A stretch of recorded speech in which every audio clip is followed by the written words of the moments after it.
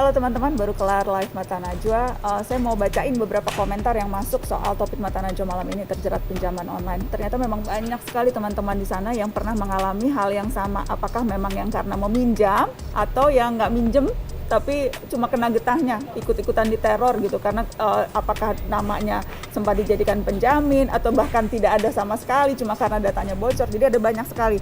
Saya sering dapat orang lain yang ngutang SMS-nya ke gue, isinya mohon untuk pelunasan pinjaman atas nama si A, beritahu si A untuk menyelesaikan tanggung jawabnya. Ini juga seperti kejadian dengan Mbak Nafa Urbah yang tadi saya wawancara di Mata Najwa, kalau teman-teman nyimak. Ada juga nih, halo tim Mata Najwa, saya juga ada yang WA nyuruh kasih tahu teman saya untuk membayar pinjamannya, padahal teman saya nggak ada utang ke mereka. Gimana tuh? Ada juga yang saya pernah sampai sempat nonaktifin nomor sendiri gara-gara diteror terus. Siapa yang minjem, siapa yang diancam, tapi lama-lama mereka berhenti juga, mungkin karena nomor selalu nggak aktif, risih banget. Ada juga nih, walaupun udah terdaftar di OJK tapi tetap aja nggak aman, apalagi kalau udah lunas ditawarin minjem terus, sering nyepam telepon pula. Jangan lagi deh minjem uangnya, kitanya yang tambah rugi, lebih parahnya data kita bisa disalahgunakan. Dan ada banyak sekali curhatan-curhatan seperti yang tadi juga Mbak Jenny bilang, yang ngadu ke LBH Jakarta aja guys, itu ada 7.000 dan yang nggak ngadu pasti lebih banyak lagi. Betul, gitu, yang nggak tahu bahwa mereka bisa punya akses bantuan hukum ke LBH Jakarta. Jadi memang banyak banget ya.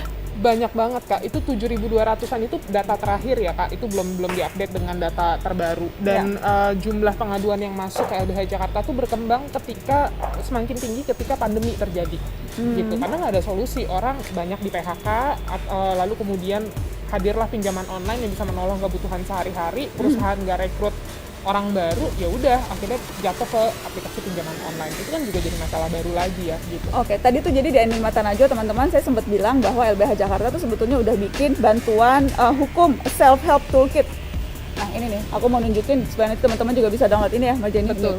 Self-help toolkit, bagaimana Anda mengatasi permasalahan utang pinjaman online dan kekerasan berbasis gender online. Nah ini ada. Jadi teman-teman bisa dapat detailnya di sini, tapi saya mau minta rangkuman dikit deh.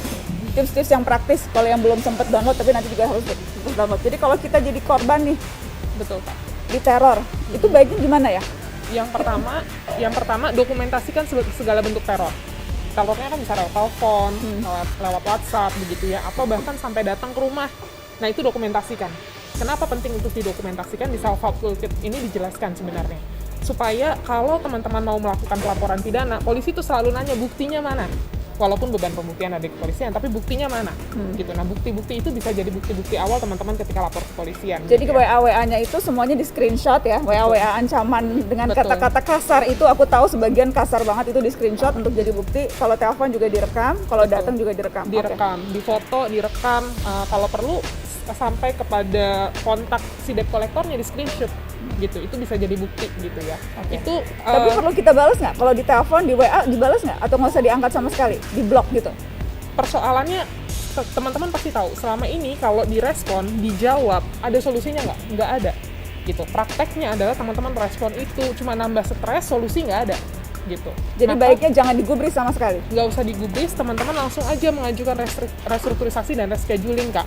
Gitu. Di situ kita bikin panduannya sampai draftnya, teman-teman bisa akses di situ, teman-teman tinggal ganti detailnya aja gitu ya, restrukturisasi dan reschedulingnya, lalu kemudian kirimkan ke aplikasi pinjaman online terkait.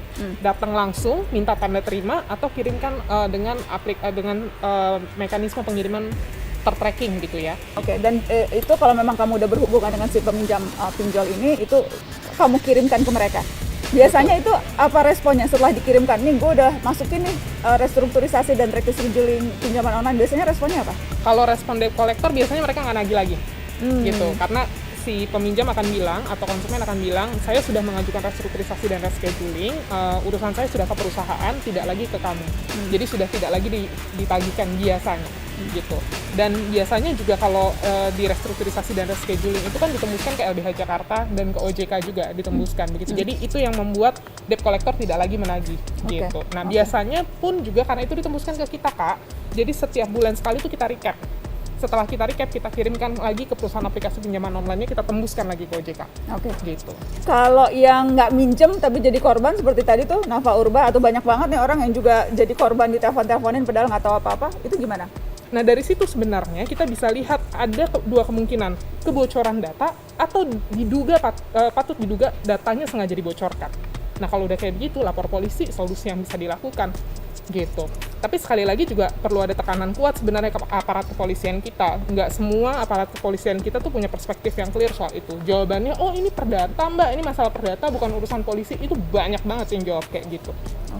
Oke, jadi sekali lagi teman-teman bisa download atau bisa unduh di self-help toolkit di Bantuan Hukum. Jadi kalau teman-teman datang ke ini websitenya bantuanhukum.org.id, terus nanti di situ akan ada tautannya untuk bisa di-download supaya lebih jelas untuk teman-teman yang jadi korban pinjaman online ini.